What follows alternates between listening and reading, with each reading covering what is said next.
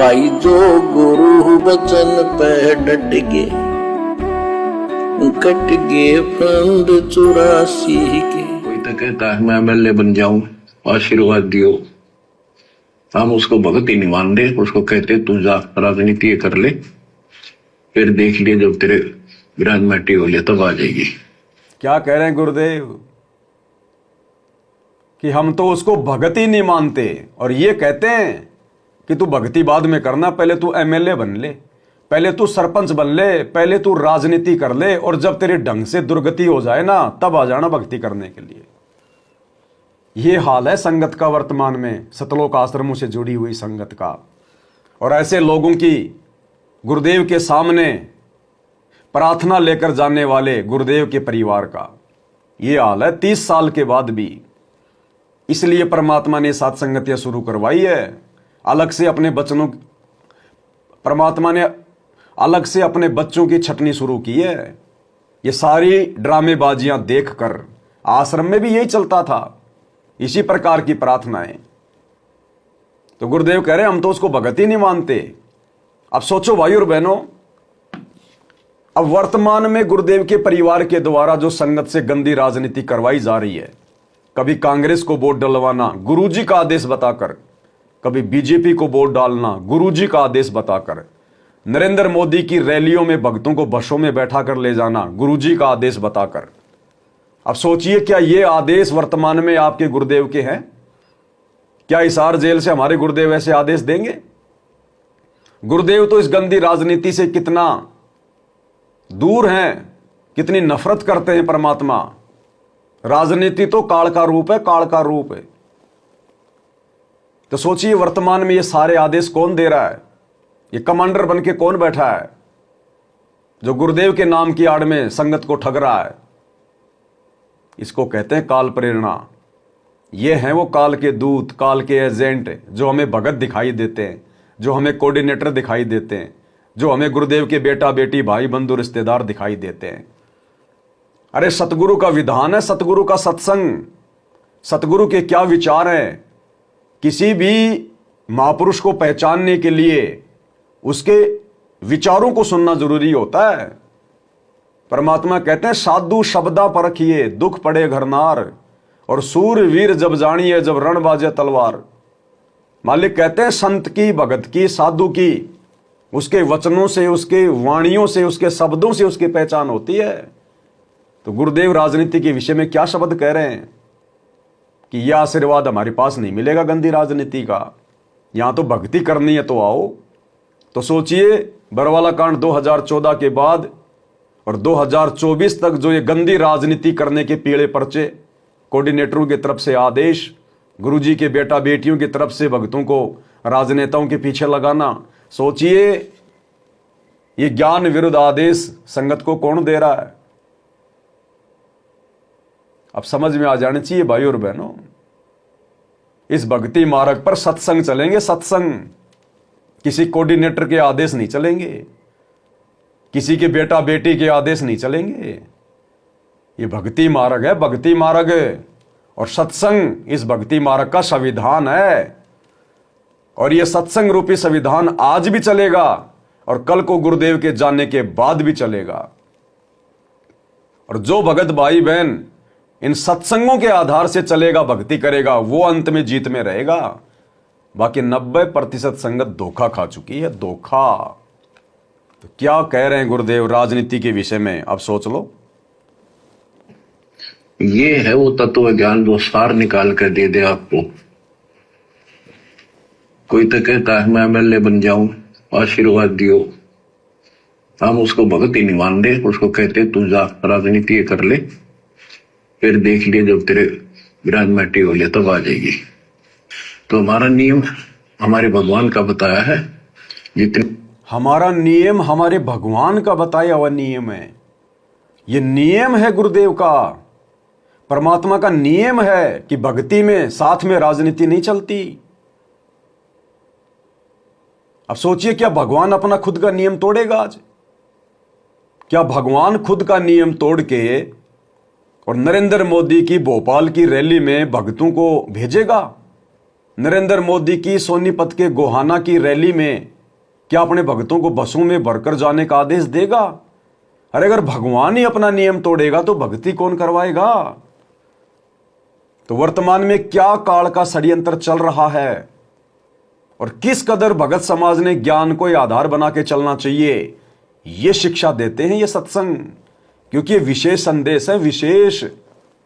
हर आत्मा गुरुदेव के संकेतों को नहीं पकड़ पाएगी, नहीं समझ पाएगी। परमात्मा कहते हैं सब सुमरे अपने अनुमाना तो गति लखी न जाए, कहे कबीर कृपया कर जन पर ज्यों की त्यों समझाए। जिन आत्माओं पर गुरुदेव अपनी दया करेंगे वही आत्माएं इन विशेष संदेशों को समझ सकती हैं। सबके बस की बात नहीं है। तो ये क्या बताया गुरुदेव ने? ये हमारे भगवान के नियम है। तो कैसे गुरुदेव अपने नियम तोड़ेंगे? कैसे अपने भक्तों से गंदी राजनीति करवाएंगे? कैसे 2 कोड़ी के राजनेताओं के रैलियों में अपने भक्तों को धक्के खिलवाएंगे? ये हमारी कॉमन सेंस की परीक्षा चल रही है। ये 30 साल से दिए गए ज्ञान की परीक्षा चल रही है और इस परीक्षा में हमारा परम सौभाग्य केवल सत्सेवक भाई बहन ही पास हो पाए, बाकी सब ने अपने विकेट गंवा दिए देखा देखी में। ये तो आ जाएगी। तो हमारा नियम हमारे भगवान का बताया है, जितने भी नियम आपको दिए बच्चों, उस आपको खूब कथा सुना रखी है, सत्संग अनेकों सुना रखे हैं। इब्राहिम सुल्तान कौन था? ये सम्मन था जिसने अपना बेटा काट दिया था अपने गुरुदेव की इज्जत और आबरू के लिए। सम्मन ने क्यों काटा अपना बेटा? अपने गुरुजी की इज्जत और आबरू के लिए। और आज गुरुजी की इज्जत और आबरू को सरेआम बाजार में नीलाम किया जा रहा है। अरे नेकी और सम्मन ने यह सोचकर कि कल को राजा को पता चलेगा, हो सकता है राजा हमारे गुरुदेव को जेल में डाल दे, फांसी की सजा दे दे, इससे अच्छा है लड़के की गर्दन काट दो, वो बढ़िया चुपचाप हो जाएगा, वो डर जाएगा। अपने गुरुजी की इज्जत आबरू के लिए कि हम गुरुजी को भोजन तो हम करवा नहीं सके, उल्टा हम इनको जेल करवा देंगे।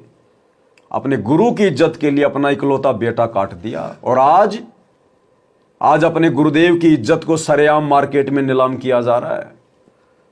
जिस परम संत का 30 वर्षों से राजनीति से कोई लेना देना नहीं, राजनेताओं से कोई लेना देना नहीं, कोई माई का लाल सतगुरु रामपाल जी भगवान की एक फोटो किसी सरपंच के साथ में दिखा दे, किसी एमएलए के साथ में दिखा दे, किसी पार्टी के लिए अपने भक्तों से वोट मांगते हुए कोई अखबार की छोटी सी कोई लाइन दिखा दे, कोई सत्संग दिखा दे गुरुदेव का जिसमें गुरुदेव ने कहा हो कि बेटा कांग्रेस को वोट दो या बीजेपी को वोट दो। और आज ऐसे परम संत का नाम गंदे राजनेताओं के साथ में जोड़ दिया। ऐसे परम संत की संगत को आज राजनेताओं का चमचा बना दिया।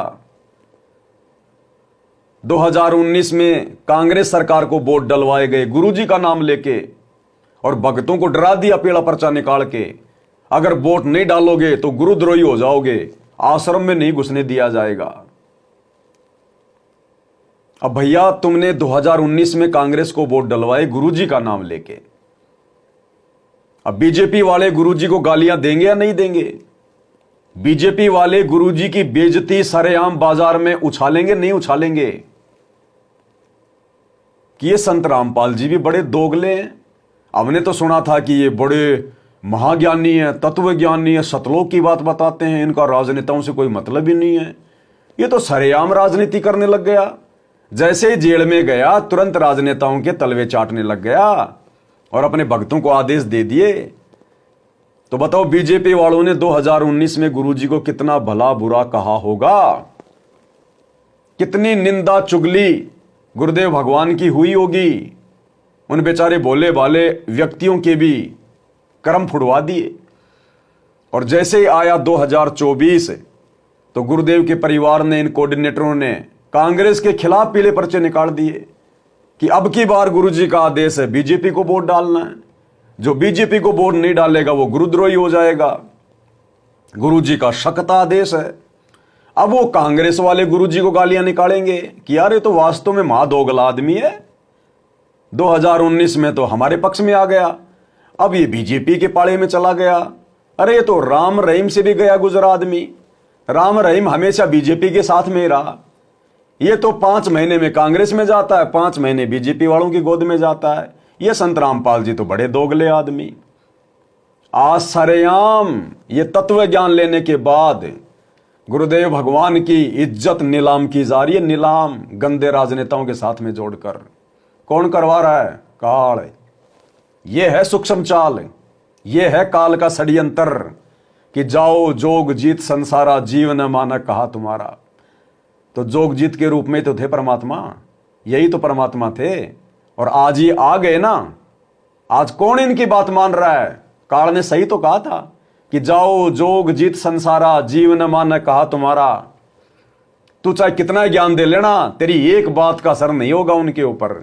तू कहेगा बच्चों राजनीति नहीं करनी, राजनीति नहीं करनी, हमारा राजनीति से कोई लेना देना नहीं है बच्चों। भक्ति में राजनीति हानि का सौदा है, भक्ति में राजनीति हानि का सौदा है।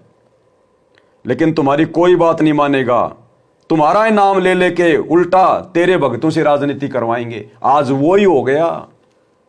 तो गुरुजी के क्या विचार है राजनीति को लेकर पिछले 30 वर्षों से, एक नजर डाल लो छोटी सी।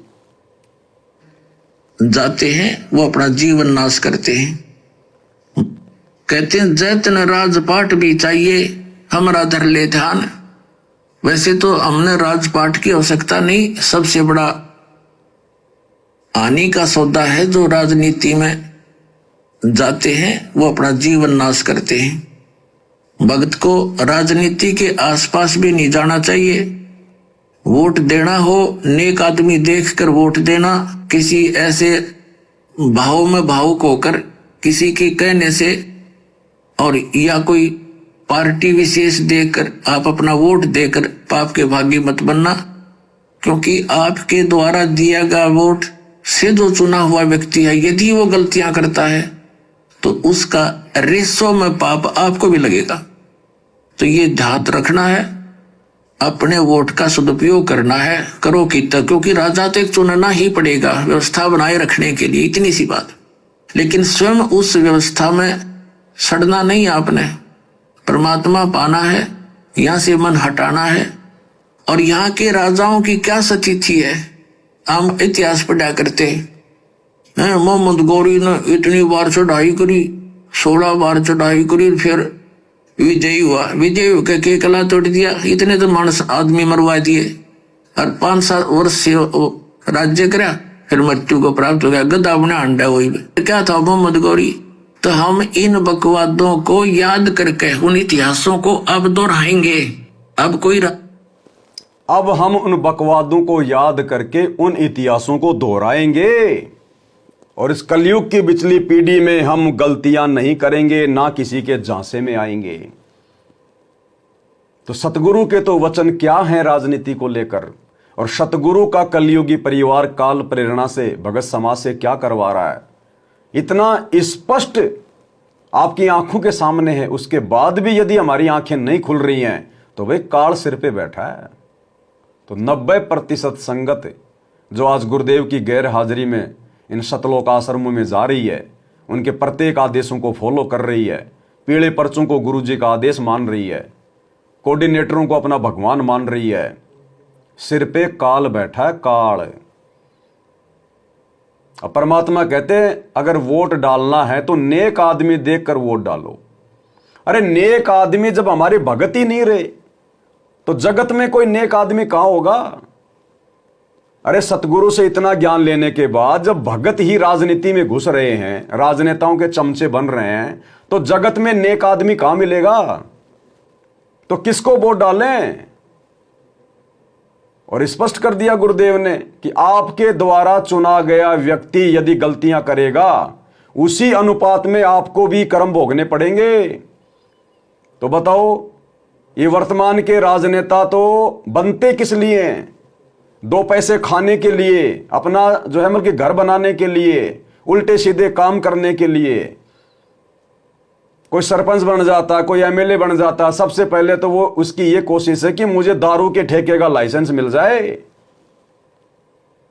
मुझे बियर की फैक्ट्री खोलने का लाइसेंस मिल जाए। कितने लोगों को सताएगा, कितनों को दुखी करेगा। सरकार देगी उसको 5 करोड़ रुपया रोड बनाने के लिए, 2 करोड़ खा जाएगा, 3 करोड़ की रोड बना देगा, कितनों को रिश्वत देगा। तो वो पाप फिर हमें भी भोगने पड़ेंगे।